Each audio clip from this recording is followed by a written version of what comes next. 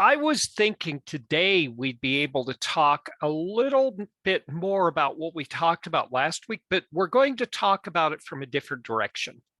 So last week we talked about external influences, the changes in the environment. We had some great stories there. But here's the big deal. Companies respond to these things that are happening out in the world too. And we have to understand those. And that's going to influence the way we manage our projects. So let me give you a great example. So I talked about the fact that I was a project manager with a project in Manhattan when the airplanes drove into the buildings in 9/11, right? Mm-hmm. There were a couple other project teams out there too. My project team was having a day off and they went into New York City and they were at the zoo when it occurred. So they knew some people who were hurt, but they were never in any danger. But the problem was the federal government shut down the cell towers and they shut down the airplanes. And so we couldn't talk to anybody. We didn't know if anybody was alive for a week and a half. And my friends on the project, they had managed to secure an extended Lincoln. I think it was a late model Continental that they found. And they actually drove that halfway across the country in order to get halfway home before they were actually able to get back on their airplanes. Now, that's not the big deal. Okay, that's not the big deal. We talked about that last week, but what really was wild was what happened in the months that followed. I worked at a factory where they have secure systems. Well, sort of, right? They badge you in, they have a security guard there, and they make sure that your car has a sticker, right? For the next 2 years, they put up these metal and concrete pylons in front of the glass doors of the main building so nobody could just drive in and crash in the building. Number two, they didn't just man the guard shacks to keep an eye on the stickers on the cars. You had to show your ID and your badge to get on site. And then you had to badge in front of not one guard, but 3 guards who are actually capturing the information and looking at the pictures and this kind of thing. That lasted for 2 years. Now, it's not just these events that happen, but a company's response that happens that changes the whole perspective and landscape that your project's going to have to exist within. Well, exactly. And your project didn't stop, but your project was, rightfully so, was affected by the fact that they had all of these extra precautionary processes that probably, I know from my perspective, shortly after that, I was still flying every week to my project sites. Ooh. And you remember the lines at the airport. They were phenomenal. So that took an extra couple of hours out of your day just to be able to catch your flight. So yeah, those kind of external influences have another external influence on what it is that you're doing. Yeah. So we're starting to look at this and we're asking ourselves, how can a company's response to environmental change upset a project? And that's a real evident one. Are there any minor responses that you know that you can talk about that were almost inconsequential, but you realized looking in the rearview mirror that really changed the way your business was treating your project? Oh, I can think of many. And you know what I've come to the conclusion with we as project managers, there are no minor changes that happen that don't somehow affect your project. Around that time, it would have been shortly after that time that you had just recited. But we were working on a fairly large project for a Midwestern state government. And it's interesting, but we were nearing the end of the project, and guess what happened? There was an election, and the chief deputy of our organization was changed out as a result of the change in government.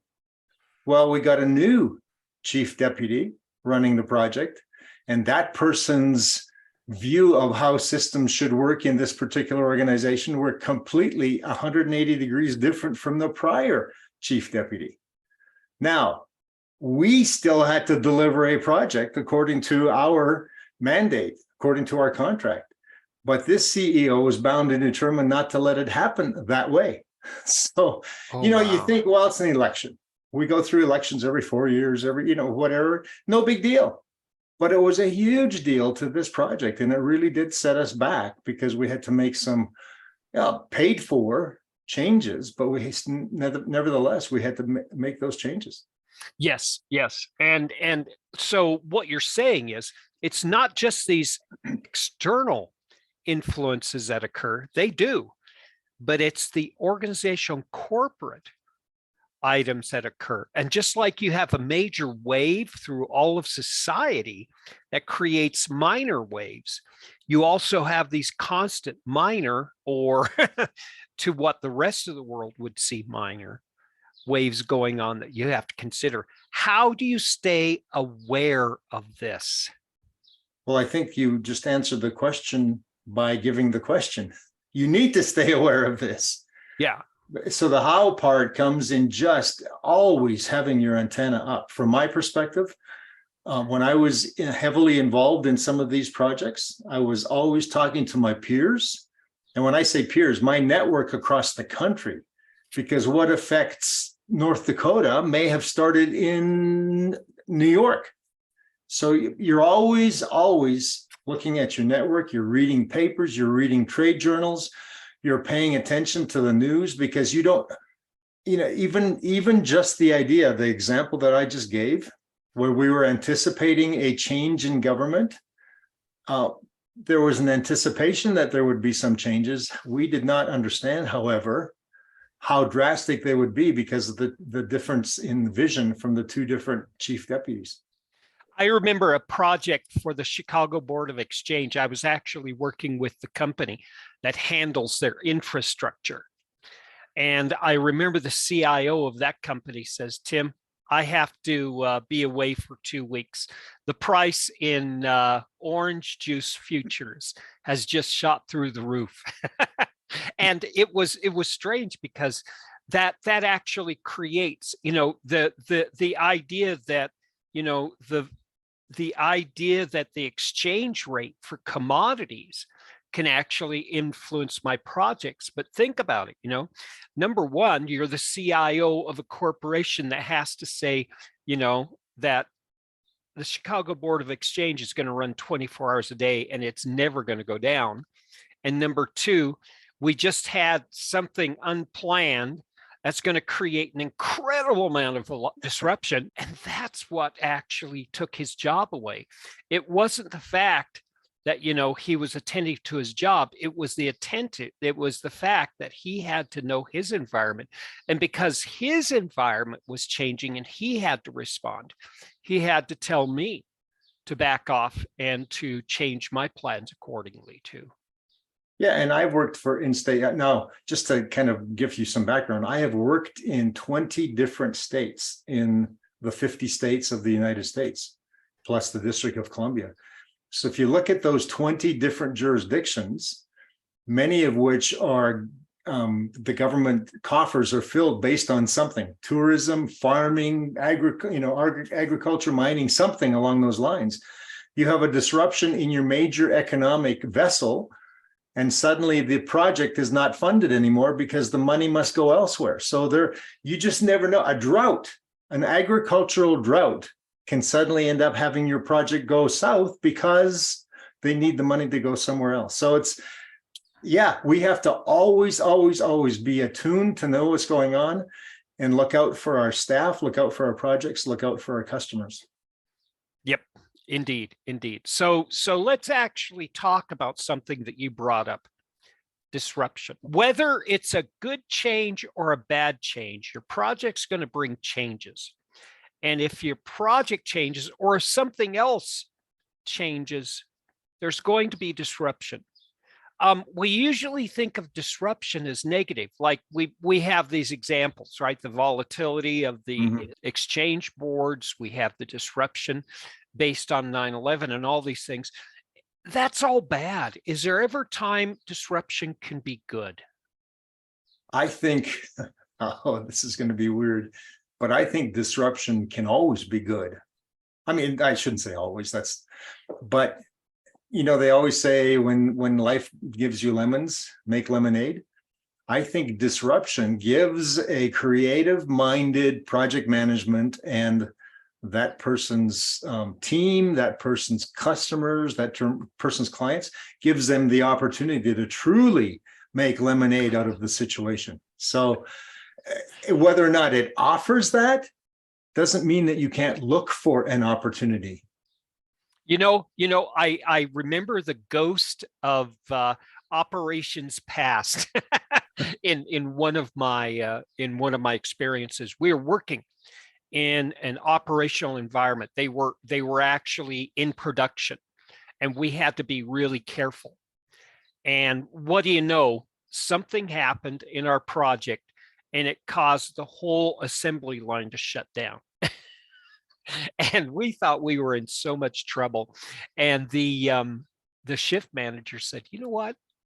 Let's take advantage of this. I've always wanted to reorganize this work. Can you actually change your project on the fly before we get it up and running and do this? It would help us so much."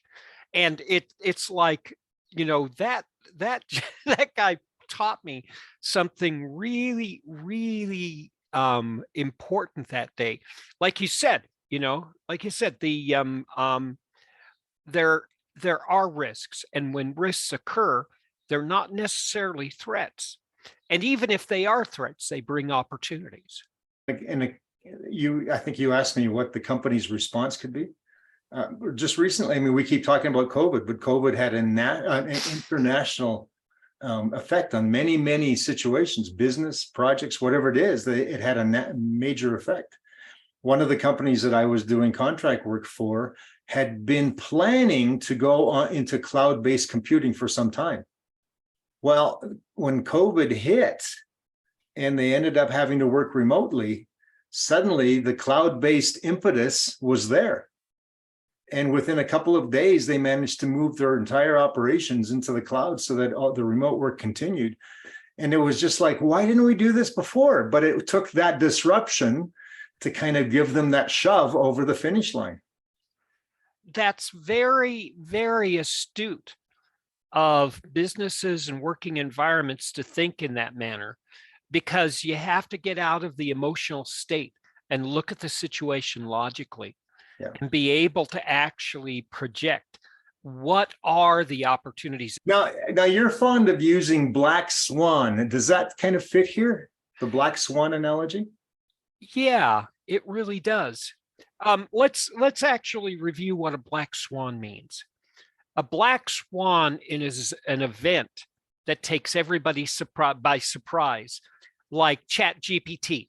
OpenAI actually released that about 2 months ago, and it blew doors off of everybody, and it changed our society forever. You know what, though? We've been looking at AI forever. Outlook, the email software, has AI built into it, and we use it every day. It says, "Would you rather rephrase it that way?" That's AI, and we use it commonly, but we didn't realize it was AI. It was almost like we have little pieces of AI building throughout the last few years. Well, since 1970, if you want to be factual. And then all of a sudden you reach a critical mass and everybody says, "Wow, this is important." And that wow is looking in the back view mirror and say, it's been going on and it's always been important. Well, I wonder how many people would get on with customer service for some particular organization and not realize they were speaking to a computer as opposed to an actual individual. It's going to change the perception of people. Am I talking to a company that would rather have me talk to a machine or a real human being? Yes. So, given that the fact that this particular episode, our focus really is on business response, as a project manager, understanding that we need to be prepared for business responses ourselves because they trickle down to us, where do you think our perception needs to lie? Do you think it's in understanding the environmental impacts that are happening, or the business response, or do you think we have to kind of be fully aware of both happening at the same time? I take it from a very pragmatic standpoint. You have to do both. Okay. First of all, you have to do it from an actionable standpoint. What am I going to do and how am I going to do it? And then why? You have to answer those two things, because everybody else is going to come to you and say, why do we have to do it this way? You're going to have that answer before they ask that question. So from a business standpoint, that's going to give you the facts. Here's what we have to do. Here are the nuts and bolts. Here's the actions and steps. And then that environmental or that enterprise change is the why. That's actually the reason and the justification for that change. How about you? You just brought up something, the why. I can tell you from personal experience that I do a much better, more complete job of my task list, of my project list, when I understand the why. If someone tells me go do A, B, C, and I don't understand why, I will do the technical aspect of getting ABC completed. But if you tell me why, I may realize that ABC will just give me, just the basics. If I do ABC D prime, I will end up giving the customer or the task itself a much better result. So it's interesting that a lot of project managers, they like to bark out their task orders without giving the reason why. And I just think that if I know why, not only do I do a better job for you, but you're also, if you tell me why, you're also lifting me up in my career. It allows for a lot more autonomy. That's one. Yeah. That allows for people to innovate. Yes, that's the key. Have good ideas. But the second fact is also important too, Merv. The fact is why gives us a sense of purpose. Yeah. Because if we understand why, and if that why connects to us as an individual, we're going to do a better job. Well, and I've used this example in the past, but I've taken my staff out to, say, field offices when we're putting in a brand new system.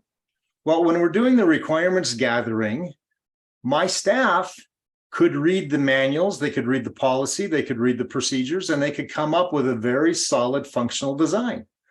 But by taking them on a field visit to see the end users and how they must deal with policy and procedures in real life, they take back a whole different perspective, and understanding the why they're doing this, it's amazing how that design changes. Oh yeah, that's so important. And again, that's just understanding the work involved. Now, you could actually take it up a level, and you could say, hey, what does this impact to you? And this is where you can say, okay, we're actually doing something that's not just, a change that's necessary for the business environment, but look at how it impacts you. For instance, you work with a lot of Social Security information and benefits, right? Yep. Okay. A lot of times I would take the time to understand that system. And I had to do this in healthcare too. When we talked about changes, I would say, this is why we're doing this change. Your grandmother has to go into this system every week, and she has to check her Medicare benefits and what's there. What you're doing is making her job easy, making these changes personal, and giving them a sense of personal connection and fulfillment. This is incredibly powerful. Well, and that's a great example because it's the same thing in my experience. For example, correspondence to the end user, and you use the term Medicare, but it's any kind of entitlement or any kind of public service program. There has to be correspondence. There has to be communication. And we can create that communication based on the letter of the law, from the legislation, from the policy, from the procedures. But when you put that communication in the hands of the person who is, who it's intended for, and they don't understand it, suddenly you realize you have to change the entire tenor of that particular communication and make it perhaps more English-like. In some states I worked at, we had to create that same communication in several different languages. Mm-hmm. And so that, again, it's an environmental factor that the business has to respond to, but again, it trickles down to us on the projects. And you can imagine changes in a production environment when we were actually selling products on the market. We had to actually have a about face or a transition when we realized there was a new consumer base that was grabbing up one of our products and we didn't understand it. Mm-hmm. And it was like, why are they doing that?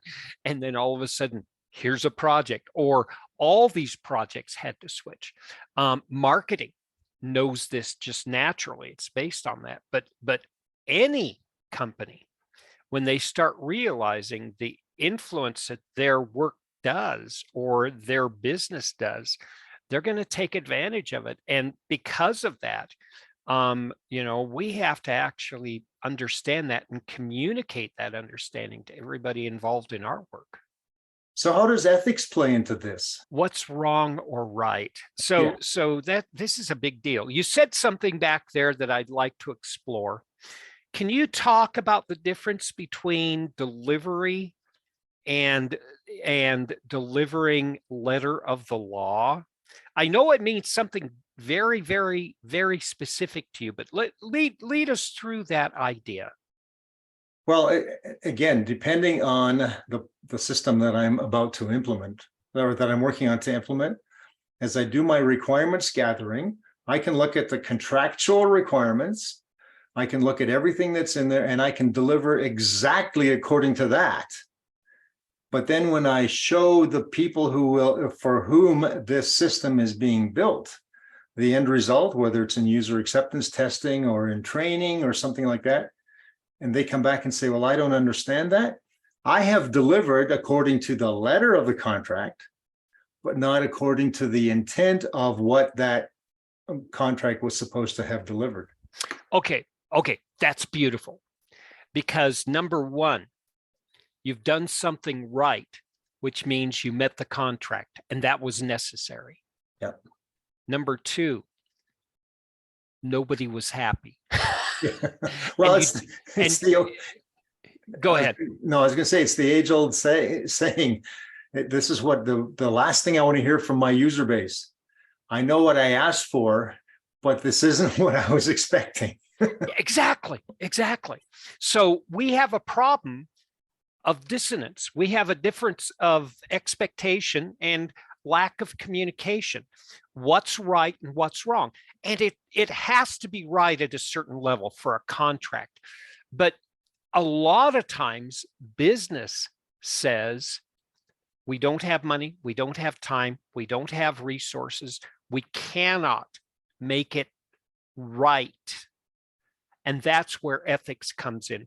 Ethics is fundamental, what's wrong or right for individuals and groups. What's right, what's wrong. It's a North Star. It's an aspiration. It's never going to be attained. Yeah. But that's what we use to measure. This is what's right on my project. This is what's wrong. And we have to use ethics and morals, where morals are behavior based on our expectations of wrong or right, to help us make our decisions. So we always have to be cognizant of not only what's in the contract, but ethics as well. Ethics and just doing things right for our client.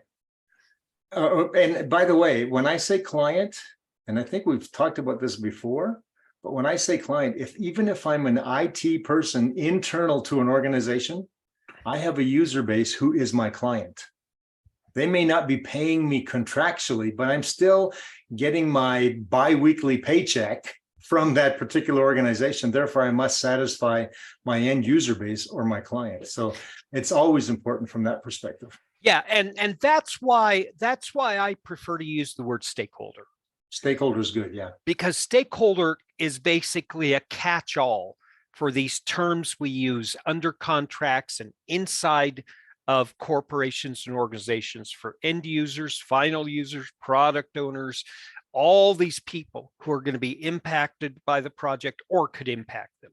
Yeah. But you're right. You're right. How can I actually make this right for all of them? I can't. You know, it's again, ethics is an aspiration. It's something that we use as guardrails and a guideline. It's another measurement that we use to say we're going in the right direction. So we've been talking a lot about business response to environmental changes, which therefore trickles down to the projects. But I've been in situations, I suspect you have as well, where the project itself is a response to an environmental change. Oh, yeah. Do you have any examples that you can kind of share, and so we can help our budding project managers understand why we must be careful about understanding these things as well? So across my my career as a consulting project manager, I was able to participate and sometimes even lead in the development of services. And a service in consulting is a repeatable project that can actually, if managed as an entity of itself, can actually be ongoing revenue, repeated cash flow. Okay. One of the services that we had was data center. You go in, you assess the data center, you look at it, or you talk about the data center need if there is none. And then you look at efficiency and how it can change the business and that kind of thing, right? And you usually, there's a 6-week project that we develop that you can go in, do that assessment, have the conversations, and help business decision makers decide, is it time for a data center or is it not? At the time that this service was released, they were talking about the carbon credit system. You could actually get bonuses for being environmentally friendly, and then on the backside of your corporation, fudge a little bit on making mistakes or polluting a little bit. So you could actually create a lot of positive, you know, environmental and economic change in order to offset the ugly stuff that you're doing. A lot of corporations, when this fact became known, all of a sudden were flooding us with requests and demands that we come out and we help them with this, just in order to, you know, take advantage of this loophole that the government had created. Well, I still remember when identity theft began to become more prevalent across this country, the US. And a lot of it stemmed from people stealing mail from open mailboxes. And as a result, there was, I don't know how many of my clients were suddenly requested or required to go into all of their systems, create projects that removed identifying information, such as social security numbers, from correspondence. So again, the environmental factor being the identity theft through mail theft ended up creating these large projects, in some cases very large projects for organizations, state governments, municipal governments, to remove these identifying information from all of their correspondence. Yeah, and it gets even goofier. I was doing a lot of data research, and because a lot of the data center work is making it robust and hardened against intruder threats, you know. And it's funny, because all of a sudden the corporation I was working for had said, Tim is talking about this. Wow, we got to get him out to Washington, D.C. And here I was talking to subcommittees at the federal level. And I'm thinking, this isn't important. We're just doing what we've always been doing. But somehow it was, again, it was one of those black swans that was all of a sudden important to certain sector of our consumer base. And it changed the whole perspective. And for like a year and a half, I was on a lecture circuit. I was working with my research friends at Gartner and Forrester, and it changed everything about what I expected for a career in IT to be. It's amazing what these things can do. Well, and same thing with Y2K, when the Y2K bug, and people have different observations as to how serious that bug was, but I remember it creating a whole bunch of $60 an hour programmers out of administrative staff for my project. So yeah, environmental factors, blacks, whatever you want to call them, these situations create projects in themselves and offer opportunities for us as IT persons. Oh, yes, yes. And I remember how many people with COBOL experience came out of retirement or got back to their old jobs. That was a fascinating time. Yeah, it was a fascinating time. They could earn their pensions and bill at the same time. It was a windfall for a lot of people. Yeah. Have you personally had an opportunity to come out of to sort of rise up as a result of a business response to an environmental change? Oh yeah. This is one of the main reasons why I teach today. This is it. It's fascinating how project management has become more important. PMI, Project Management Institute, has been doing surveys and interviews for decades on the value of a credential. And all of a sudden, it seems, number one, that corporations understood the value. And all of a sudden, from the surveys since about 2017, 2018, you get more than 20% bump on your salary within 3 years of getting your PMP, right? But what's really weird is the instability of the business environment over the last 4 years.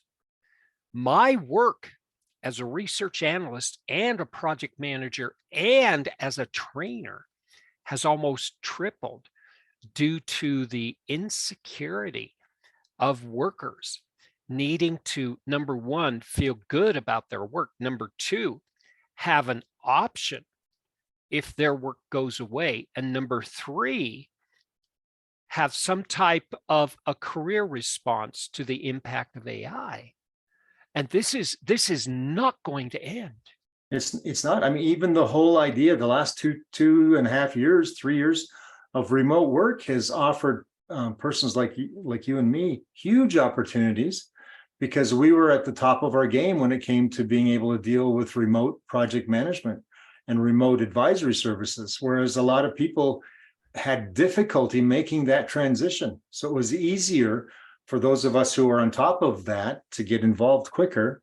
And again, yes, it offered incredible career opportunities for us.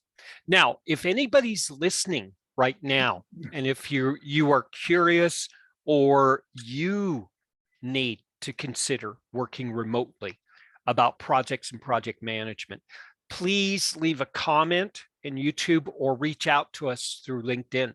I've been doing the research on this, the academic research on remote working, and I can give you direction, advice to books, to people who lecture on this, to people who run totally remote corporations, and what are best practices and what we have to worry about when we manage remote workers in that type of environment. And not only what are the benefits, but what are the threats.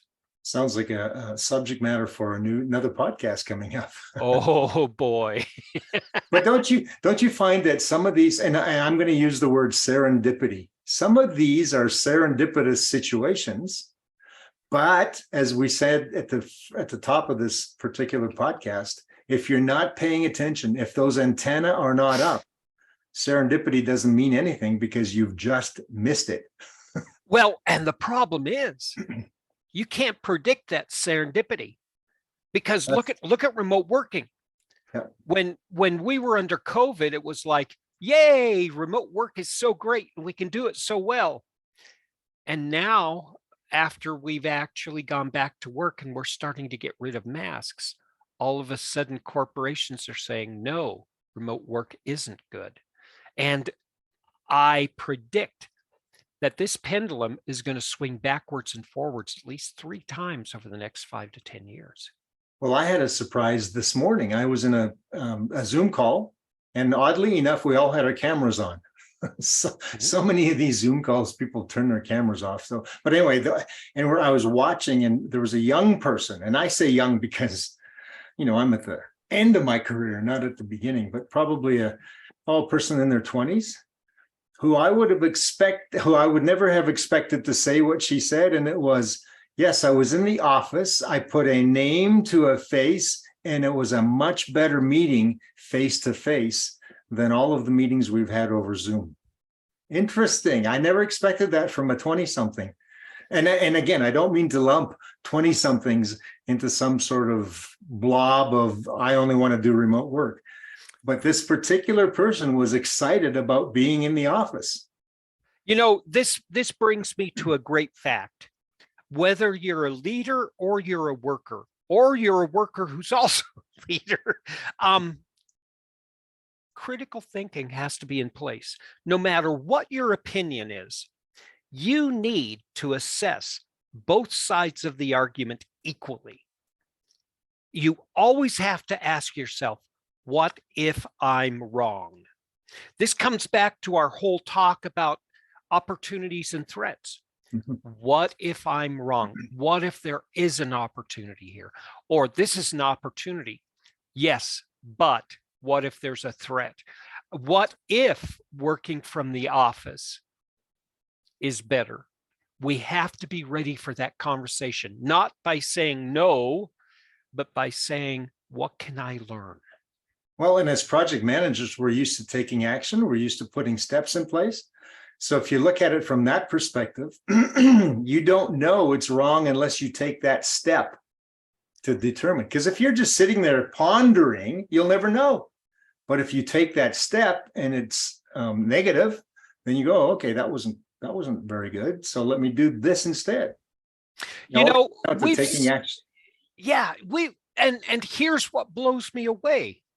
Here we are, we've spent 3 shows and we've spent almost 10 minutes and we haven't really been talking about projects and project management. And yet we have. Yet we have. Yeah. That's the thing. Why is what we're talking about important? Well, I love this, and I've used this before, and someone shared this with me years ago, and I've kept it. We can be strategic as project managers and help our organizations and our customers, our stakeholders, as you put it, make good decisions, or we can be order takers. Like when you go out for a nice meal and the server comes to your table and says, "What will you have?" They're there to take your order. They're not necessarily there to encourage you to do something else. A good server will give you recommendations. A good server will ask questions. And I think that's the difference. That's the opportunity. Do you want to be strategic as a project manager and benefit your career? Or do you want to be utilitarian in your approach to project management and just do what someone else tells you to do? I was, this actually reminds me of something I haven't thought of for over a decade. I was asked to be an advisor on developing a new type of market. This was an open air market, and they were going to have everything different and everything new. And one of the decision makers said, "Tim, wouldn't it be cool if we could put this in place?" Now, he spent a lot of time doing business in Italy, and one of the greatest cities he enjoyed was Lake Como. If you don't know Lake Como, it's like sitting in a fancy resort, but you have an old village that is so supportive of tourism that you feel like you've been living there for decades. And he explained to me how to buy a suit in Lake Como. Okay. First of all, you go into the tailors. Now, you don't talk about getting a suit. What you do is you find the person who's available and say, I need to go to this place. What do you suggest? And they say, I don't know. Let's go have a cup of coffee. And so here you are for the next 2 hours sitting back on the veranda, and they're not asking about anything. They're not taking measurements. They don't talk about your color coordinations or anything. They're learning about you as an individual. Now, wouldn't that be cool aspirationally if we as project managers could do that for our clients and our end users? Have a conversation where we learn the humans, their characteristics, the organization, and how they function as a group. Well, and that goes back to our earlier conversation during this session. And that's when I would take my staff out to do field visits versus just reading the policy and procedure manuals.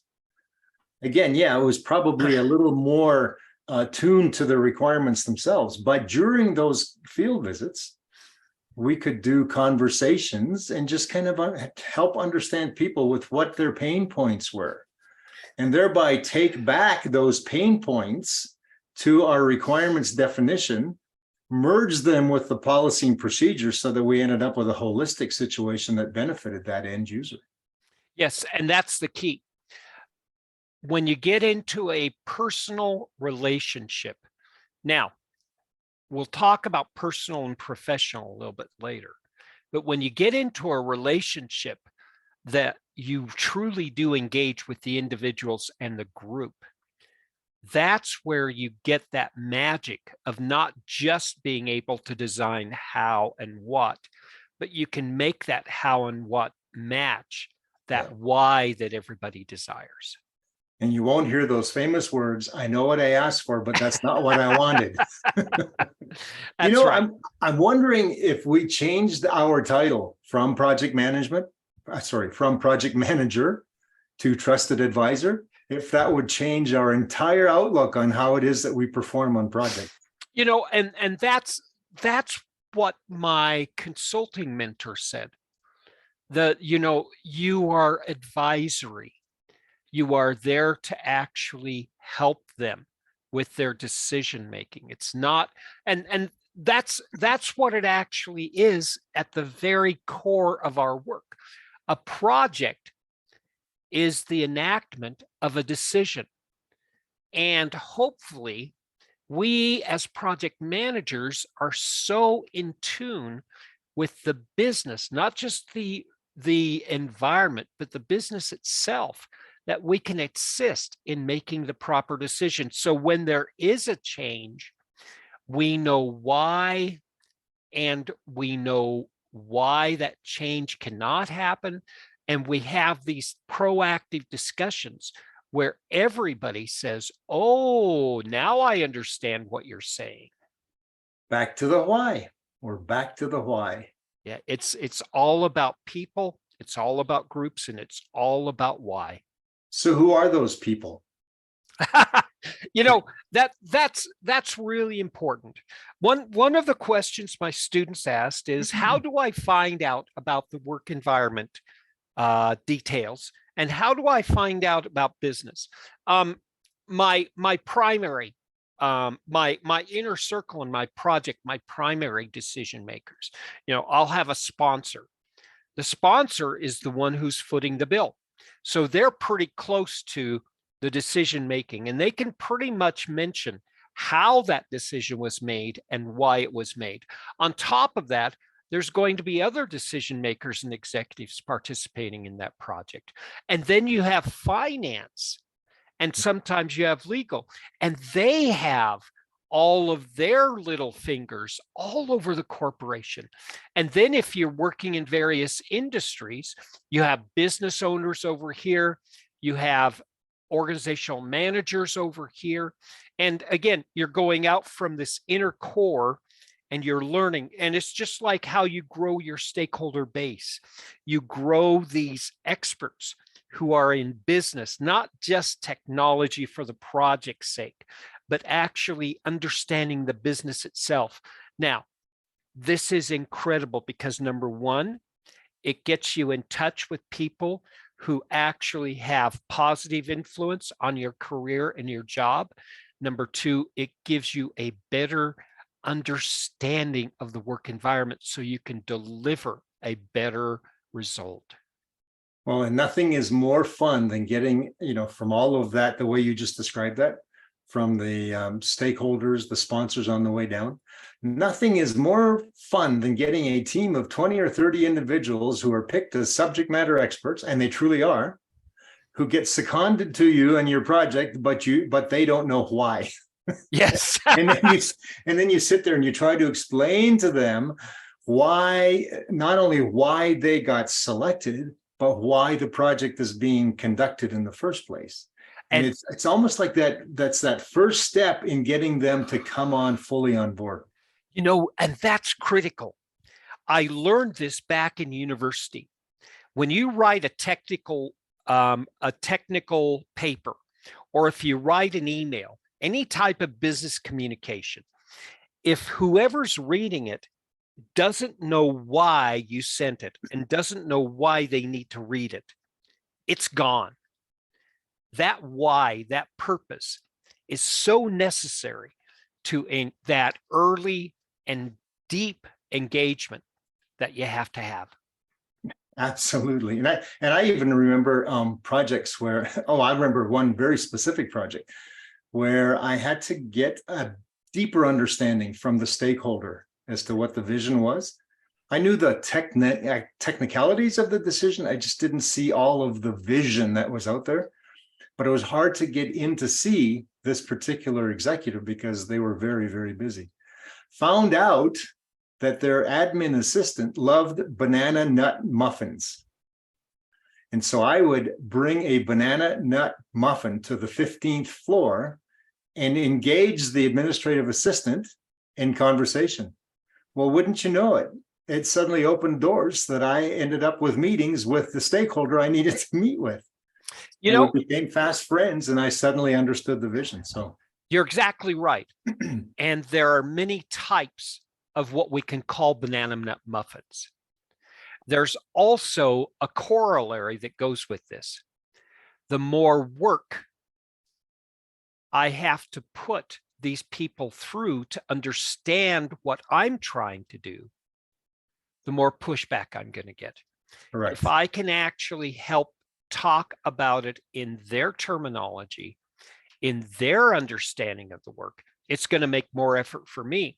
But throughout the rest of the project, it's going to make it very easy in managing these relationships.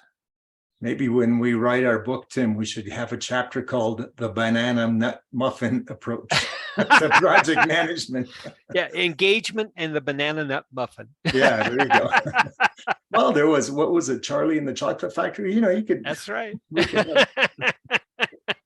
I am not above using whatever needs to be done ethically to gain advantage on behalf of my stakeholder. It's building relationships. It's the human factors, the people aspects of what it is that we do. Right. And it's the care and concern. This is one thing that we realize. We start off 3 or 5 years into the project, have care and concern for schedules, budget, and risk and quality. And all of a sudden, after year 5, we start observing other people and observing our work. And we realize if we have care and concern of the people, everything goes a little bit easier. And it actually gets rid of a lot of the issues and the risks and the pushback and all of the negative things that we deal with on projects. And it's amazing how even now, as I look back over my career and as I look into meetings that I'm involved in right now on a project that I'm advising on, I see myself in that 3 to 5 year term when I watch some of the individuals on the project respond in certain ways, knee-jerk reactions, not thinking through what was really the question behind the question. So that, again, technically they're sound as project management individuals, but from what we're talking about, from a human factor, from a people aspects of what it is that we do, they have a lot to learn. But again, I can only see that because I have learned it over the years, and I'm still learning it. Yeah, and that fact alone, and this is what we have to realize: leadership requires patience, but patience is the natural result of going through years of learning and then seeing others follow in your path. Exactly. And it's beautiful because so much of these positive leadership qualities come on board as easy offerings because we did that extra work throughout these decades. Well, this has been a great conversation, and I sense an external influence of the time clock closing in on us. Yeah, we do need to wrap up so that we can start thinking about our next topic. Absolutely. I would like us to actually start thinking more about the character and the behavior of project managers in general. And let's start thinking about how we can actually talk about what are these attitudes and behaviors of project managers that actually really do benefit and create that easy environment that we're talking about. Yeah. And for those people who are listening to us right now who have responses or questions, get hold of us. Probably the best way is Tim Jerome or Merv Jersak or both on LinkedIn, and then let's have this discourse on a social media platform that we can all enjoy. That would be wonderful. Well, thanks again for a great conversation, Merv. Thanks everyone for listening, and we're looking forward to having this continued conversation. Until next time. Thanks again.